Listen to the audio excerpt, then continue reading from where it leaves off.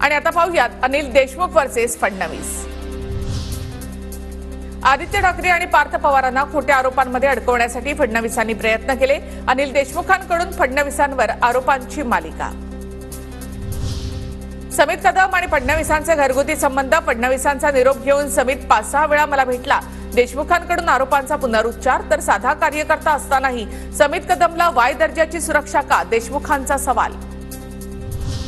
देशमुखांनी fake narrative पसरवू नये। समित कदम याचे पवार आदित्य ठाकरे यांच्या सोबतही फोटो। फडणवीसांवरील आरोपानंतर केशव उपाध्येंचा पलटवार। विधानसभेच्या तोंडावर देवेंद्र फडणवीसांना डॅमेज करण्याचा प्रयत्न। अनिल देशमुखांचं डोकं फिरलंय। देशमुखांच्या आरोपानंतर समित कदम यांचं प्रत्युत्तर। देशमुखांनीच आपल्याला भेटायला बोलावल्याचा पुनरुच्चार। देवेंद्र फडणवीस राज्याच्या राजकारणातील खलनायक। त्यांनी राज्य कलंकित केलं। इतिहासामध्ये त्यांची नोंद राजकारणातील कळीचा नारद अशी होईल। संजय राऊतांचा हल्लाबोल। मी प्रतिज्ञापत्रावर सही केली असती तर आज उद्धव ठाकरे आदित्य ठाकरे जेलमध्ये असते। फडणवीसांवर आरोप करताना अनिल देशमुखांचं वक्तव्य।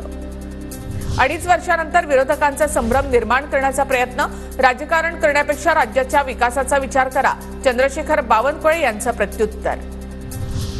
समित कदम फडणवीसांच्या वतीने देशमुखांना वारंवार भेटत होता। संजय राऊतांनी आरोप करताना समित कदमचे फडणवीसांसोबतचे फोटोही दाखवले।